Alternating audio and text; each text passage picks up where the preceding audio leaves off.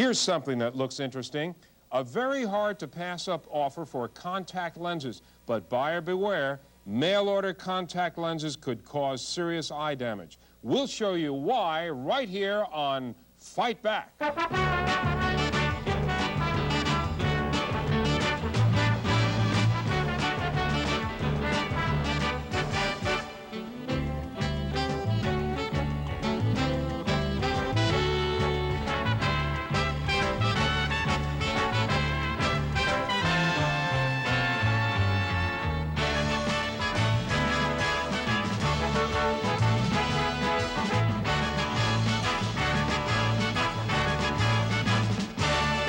Hello, I'm David Horowitz. Hey!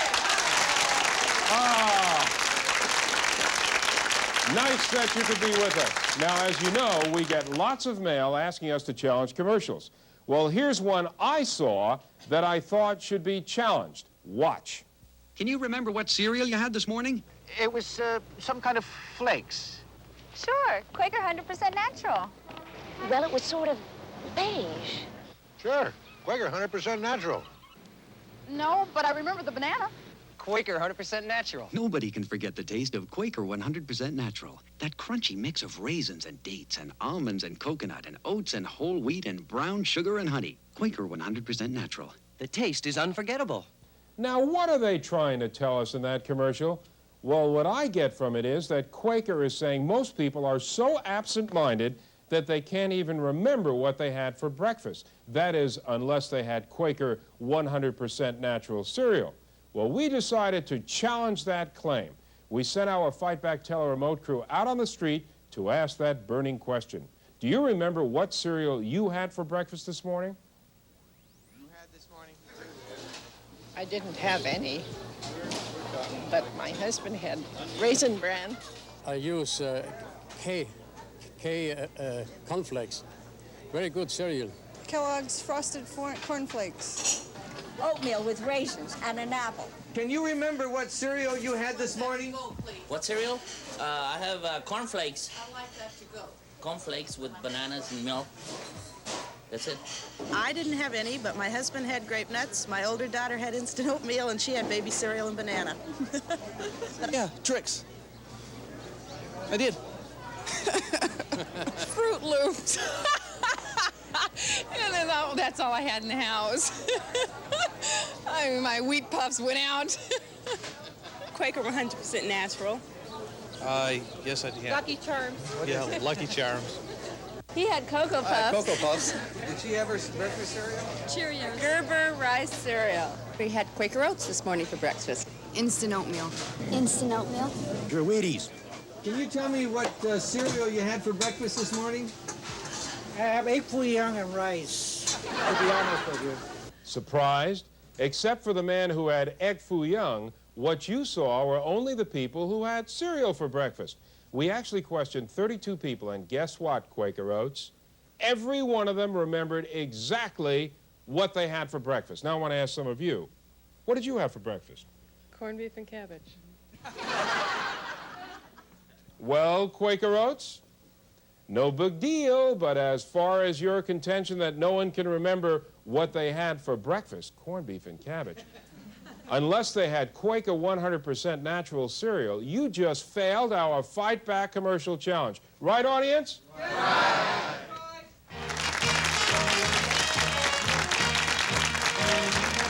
Okay, are you all ready for more commercial challenges? Well, on a past program, we had a complaint from one of our viewers regarding the Mattel Tippee-Toes doll commercial. She was offended that Mattel showed the little bare bottom of Miss Tippee-Toes. Now, let's take a look at that commercial. Who can pretend just 'cause she's learning to walk? Tippee-Toes. She goes out without any socks. Tippee-Toes. But she can't toddle off without you. Tippee-Toes. If you're teaching her what to do. When you see her walk on her little bare toes, it's her little bare bottom that shows. Tippee-Toes. We censored the part of the commercial our viewer found objectionable. But here's the good news. Mattel, because of our comments and the comments from you, our viewers, pulled the commercial on their own and they censored it. And here's the new version of the Tippee-Toes commercial. See if you can spot the change. You can pretend just 'cause she's learning to walk. Tippee-toes, she goes out without any socks. Tippee-toes, but she can't toddle off without you. Tippee-toes, if you're teaching her what to do. When you see her walk on her little bare toes, you know she's putting on quite a show. Tippee-toes. Did you catch it? They changed the line from "it's her little bare bottom that shows" to "she's putting on quite a show." And they changed the close-up of her bottom to a wide shot of her walking. Now, I want to commend Mattel for good consumer awareness and for allowing us to show both versions of the Tippee-Toes commercial on our program. This shows that Mattel has faith in their product, that they are not afraid of criticism, and that they are willing to make changes. And we're going to send Ray Wagner, the president of Mattel's toy division, a Fight Back t-shirt. Good job. And now for something very important. In the past several years, more and more people are switching from eyeglasses to contact lenses. Now, the expense of owning these lenses runs from approximately $200 to $500. Now, because of this cost, several enterprising mail-order companies have started offering contact lenses through the mail at unbelievably low prices, advertised in magazines like this. Now, it occurred to us that this could be another one of those too-good-to-be-true items. Putting something you order through the mail into your eyes just seems to us that you are asking for trouble. So we set out to find out what the risk might actually be. The first risk is the eye health itself. Damage can occur to the eye by ordering mail-order contact lenses. The damage can be as slight as minor irritation and pain, up to severe pain, severe eye irritation, corneal damage, eye infection, and the possible potential blindness that could occur. There are reports of serious eye damage throughout the country from these types of mail-order contact lens companies. And what I personally have seen in my practice is I have seen patients who are temporarily blinded and who go through excruciating pain. One of the patients Dr. Hirsch is referring to is Billie Jean Bush. She ordered lenses through the mail. She tried to wear them, but after just a few hours, she was in trouble. I had corneal scratches, abrasions, just a mess, like fine little cuts, about 6 or 8 on each eye. And I had to have patches on both eyes, and I was in the excruciating pain beyond belief for at least 5 days with the patches on my eyes and whatnot, before we could even open them. I mean, you couldn't even lift them open to even look in there because the pain was just, it was terrible. Billie Jean had to go to Dr. Hirsch for treatment, and luckily, he was able to correct her eye damage and put her into a pair of contact lenses that fit. Contact lens fitting is a highly complex thing. It is not quite as simple as fitting a pair of eyeglasses to someone. What I'm doing now is I'm putting dye in the eye to see how the contact lens fits to the cornea. Also, this will tell me if there are any dead cells present, which would tell me how healthy the eye is with the lens on. When fitting hard contact lenses, the doctor may go through 5 or 6 contact lenses before he comes to a final pair that fits properly. Oftentimes, modifications are needed to a contact lens. The instrument I'm using here is one where I can actually change a curvature or shape of a contact lens so that it more closely aligns with the shape or curvature of the cornea. Mailing away for a pair of contact lenses to match those specifications is extremely remote that you will receive the exact prescription, shapes, curvatures, etc. that your original pair are. See, what happens is if they're paying $20 for a pair of lenses, they don't want to pay twice that amount to return to the doctor to pay for his services to make sure the lens is fitting properly. So that's the risk, that people do try to get away spending the least, even though the risk is their eyes and their vision. I think at the time it was 1995, and the reason I ordered them is it was in Cosmopolitan, which is, you know, kind of a fancy magazine. And it was like, get a pair of contacts, only $19.95 to match all your outfits. I'm real lucky that I didn't lose my eyesight altogether. And it was really a lesson to be learned. Yes, a lesson to be learned. Now, we're not saying there's anything wrong with the quality of these mail-order contact lenses. What we are saying is that if you do decide to order contact lenses through the mail, I must emphasize this. Make sure that when you receive them, you go to a doctor so they can be checked for the proper fit. This is something that most mail-order ads don't tell you. And one reason might be by the time you pay for the lenses, plus the visit to a doctor, plus the fact that you might have to send for a corrected pair, plus another trip to the doctor, just might make that low-cost offer not as attractive as it seems. Okay, don't go away. When we come back, we're going to show you another in our series of how to fight back against crime, right after this. And we have a special...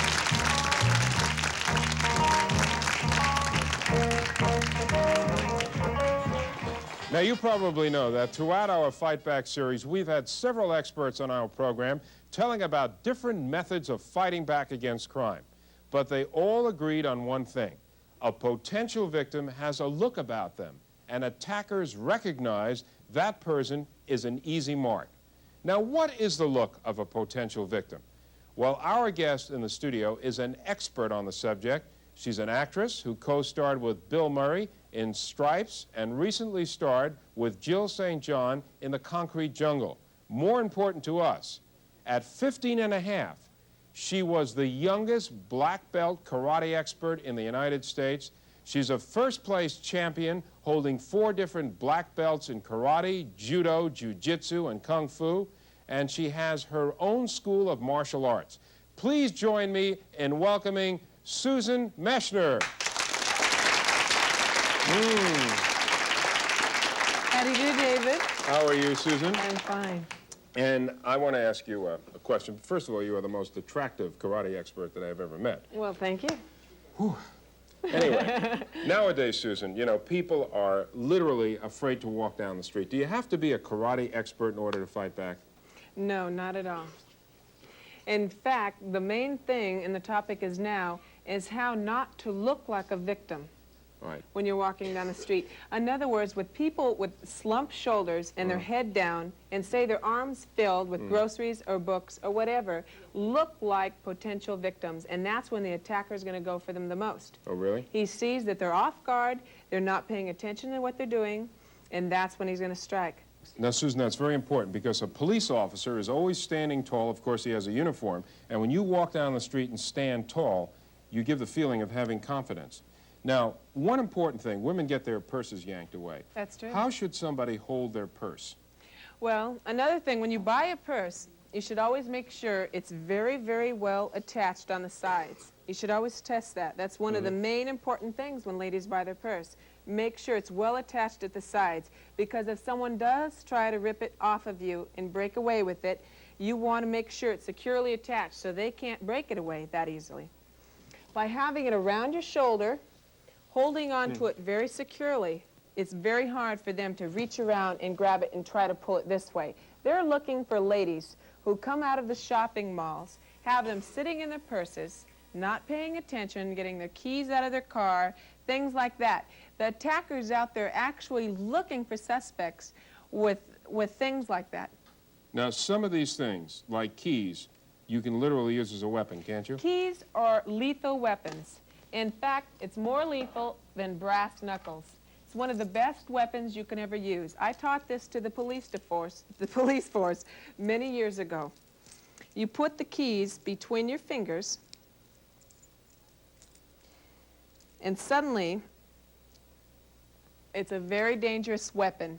Walking from the malls or coming out of the shopping centers, which ladies do, have them in your hands, already prepared like this. So as soon as you do go into your car, if someone did attack you or beforehand, you would be able to strike to the eyes, you'd be able to strike down the face, to the throat, anywhere. They're very, very lethal and very dangerous. They hurt very much.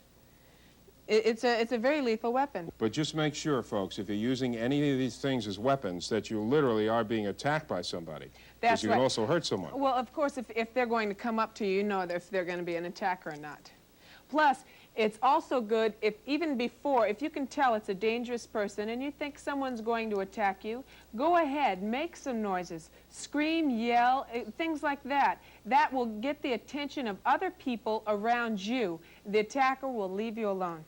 I'd rather scream than have someone attack me. Well, I think, Susan, that you have flipped out a lot of the people in this audience with some of these very simple ways that you can protect yourself. Thank you, Susan Mechsner, for giving us some tips on how we can all fight back. Thank you, Okay. David. Now, I want to talk about a disease which threatens all of us, alcoholism. Listen to these statistics. Alcoholism contributes not only to suffering and death caused by at least a dozen different diseases, it also figures in 86% of the murders committed every year, in 2/3 of the accidental drownings, half of all adult fire deaths, half of all fatal car accidents, half of all fatal falls, and more than 1/3 of all suicides. According to the Surgeon General, 200,000 people died during 1980 in the United States from some alcohol-related cause. That's 10% of all the deaths in this country. So how do you fight back? Well, one way that seems to be attracting a lot of attention is the private alcoholism treatment center. In some parts of the country, that can cost as much as $8,000 to $10,000 per patient. The question is the cure worth the cost? He's done it! He's done it! Clyde has pitched the first no-hitter! For me, my drinking spoiled my victories and eventually my pitching career. I turned to Raleigh Hills Hospital for help. Critics claim these commercials dramatize the problems of alcoholism while making the solution seem easy, almost painless. Is it painless? What is it like inside these private treatment centers? In the first place, they're not all alike. Each has its own approach to treatment and rehabilitation. Aversion therapy is at the heart of the Schick-Shadle and Raleigh Hills programs. The patient is given an injection in each thigh. It's emetine, and it induces nausea. As the drug begins to take effect, the patient is given a drink, his favorite brand, and told to smell it, taste it, roll it around in his mouth. He gets sick, but he gets another drink, and then another, along with warm water and stale beer, over and over, 5 times the first day. And it all happens in front of him, there in the mirror where the patient can watch himself throw up. That process is repeated 4 more times at least, each time with more emetine, more warm water, more warm beer, and always more liquor. All kinds of liquor. When it's over, the patient is so sick of alcohol, he can't stand the taste, the smell, even the sight of liquor anymore. But why go through all that? Alcoholics Anonymous is free and has helped millions of alcoholics kick the habit. It's an integral part of the rehabilitation program in many hospital-based treatment centers. The people who run the in-hospital programs all say AA is great. But for the deeply addicted alcoholic, they say AA alone is not enough. The Veterans Administration runs the largest complete alcoholic treatment system in the country, but not everyone qualifies for that help. The alcoholics of America are nevertheless being treated all the time. It's just that doctors like myself will have to put the alcoholic in a hospital under an assumed diagnosis, ascribing his condition to a symptom of alcoholism, such as cirrhosis or pancreatitis or a broken hip. The assumed diagnosis, it doesn't treat the real problem, just the damage it causes.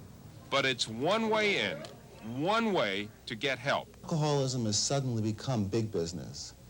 And as you see on television, there's a war, an advertising war going on between some of the major companies involved.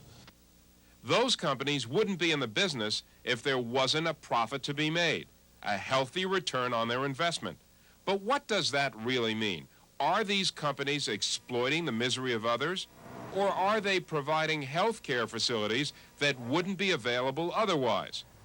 I'm not a businessman, but I know enough to realize that the 2,200 beds for alcoholics that this company alone provides today wouldn't be in existence were it not for ideas of business enterprise. What's the price of not having those treatment facilities available? It's building other kinds of facilities to deal with alcoholics and the problems their addiction creates, with the murders and the assaults and the heartbreak. We're drinking, my friend, to the end of a brief episode.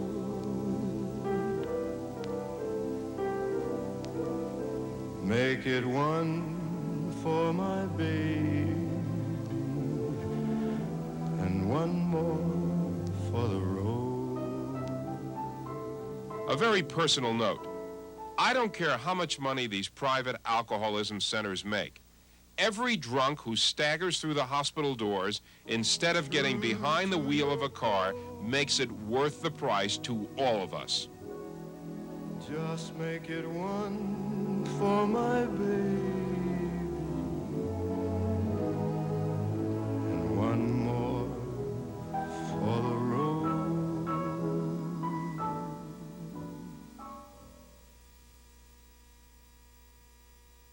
Boy, is this half hour gone fast. We're all out of time. But if you have fought back and won, or if you'd like a commercial challenge, or if you've got something that's really bugging you, or if you'd like tickets to see our show, here's where to write. Fight Back, Burbank, California, 91523. And if we use the letter on the air, what we will do is we will send you a Fight Back t-shirt. And remember, stay aware and informed, and fight back, and don't let anyone rip you off. All right, Susan, I want to give you this. Let's see if it'll fit. That's yours. Okay? You got that. All right, who's going to come up? Susan's going to show you some stuff. All right, who's coming up?